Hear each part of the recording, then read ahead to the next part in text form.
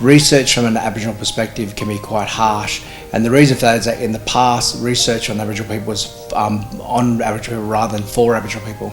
And we're really trying to change that narrative so that we actually enjoy the research component, but more importantly, we ask the questions that we want to serve. And so a big component of my research at the moment is forming a community panel, which is actually trying to solve the issue of making sure the ethics of Aboriginal research is proper. And I say proper in the sense of Aboriginal sense, that we make sure that we're doing the right thing for the community and make sure we get the objectives of the community and importantly the translational outcomes of that.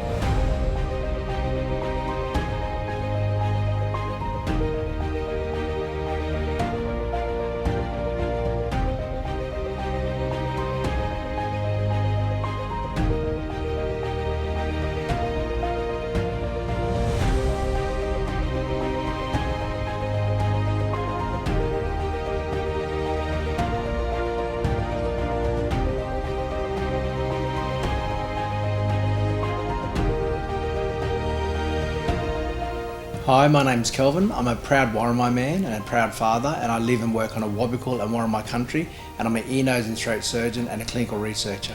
The areas of research I'm working on at the moment are in ear disease and the paradigms associated with trying to eradicate the ear disease affecting our kids. From an education perspective, I think I've had a really good broad experience across my university. At university, I was very lucky to do some outreach work early on in my career, which made me fall in love with ear, nose and throat surgery. It was a really nice mix of community work, operative work, and also hanging out and being with patients.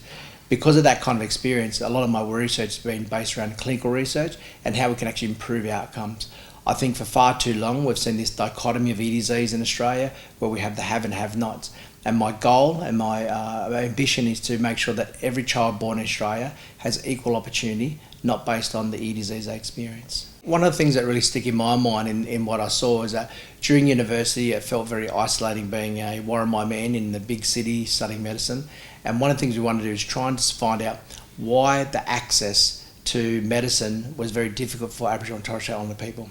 And so in my last year of university, we worked on a project trying to find out if there's ways we can actually improve that. And this evolved into the development of the pre-medical program at the University of New South Wales. And what this involved was a summer school to try and work out who's going to be successful, who's going to be actually amenable to studying medicine. The last thing we wanted to do was set people up for failure. The other thing we want to do is make sure that people who have an opportunity can actually get that opportunity to study medicine. And it was so rewarding to see that difference where people were actually coming through, doing the pre-medical program, and the whole faculty, the whole university was involved in this process because they actually wanted to believe in this as well. So we had a robust, objective means in which we could assess students to make sure they were good. And this has really led to a wonderful establishment of the medicine program at University of New South Wales, and I'm a super proud alumni of that because now the success of that is shown in the amount of people who are graduating from University of New South Wales. We're at one stage of graduating the most Aboriginal medical students into doctors in a cohort for a period there, which is wonderful news. There are many projects, and I'll probably digress a little bit to talk a bit about research and how important research is in this space. Research from an Aboriginal perspective can be quite harsh, and the reason for that is that in the past, research on Aboriginal people was on Aboriginal people rather than for Aboriginal people. And we're really trying to change that narrative so that we actually enjoy the research component, but more importantly, we ask the questions that we want to serve. And so a big component of my research at the moment is forming a community panel, which is actually trying to solve the issue of making sure the ethics of Aboriginal research is proper. And I say proper in the sense of Aboriginal sense, that we make sure that we're doing the right thing for the community and make sure we get the objectives of the community and importantly the translational outcomes of that. And so an example of the work we're doing at the moment ranges from scientific work right through the community work. In the community work we're doing a audiology-led and Aboriginal health worker-led program where they actually review the patients, take the medical history, get the audiogram, take photos of the ears, and then we talk about it in a case mix. What that does for us is that speeds up the process time where we have such a long wait for ENT appointments because of the paucity of ENT surgeons, and we're actually adding an innovation and a different lens to actually getting the access of care we need.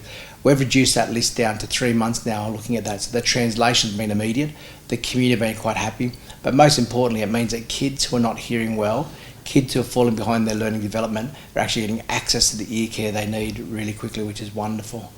On the other end of the spectrum, we're looking at genomic sequencing and the genomic microbiome of the middle ear to try and work out why we're getting such bad ear disease in our Aboriginal kids. I think this is also equally as exciting. It's a lot more work in the lab, it's a lot more work in the scientific realm, but it means that we're looking at the whole paradigm. So we're not saying that research is one arm of a particular area, but rather that disease process and affecting people, particularly affecting mob, goes across a whole life cycle, and we need to make sure we look at every part of that life cycle to see where we can best act and help.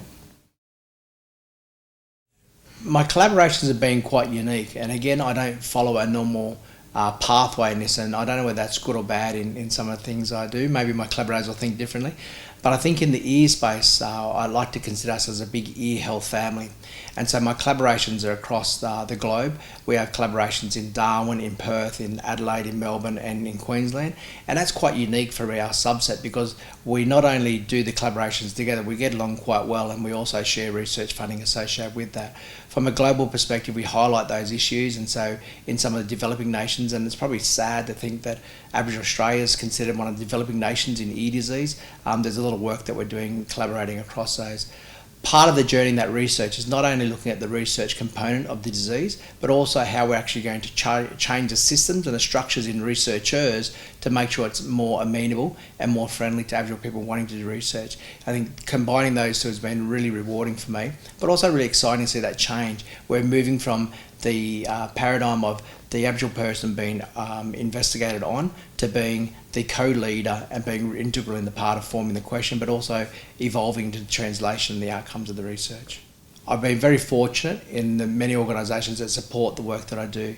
The University of Newcastle has been a huge influence in this area. The University of New South Wales has similarly been a huge influence, but also Hunter Medical Research Institute, and part of that fabric of the research paradigm has been really good for us.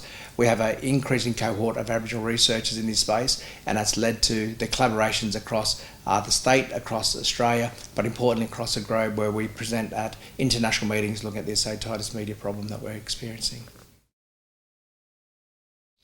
I think it's an interesting question. I think to understand the passion that you have, you need to understand the experience that you have, and that lived experience, or otherwise known as Indigenous knowledge, is really important to understand.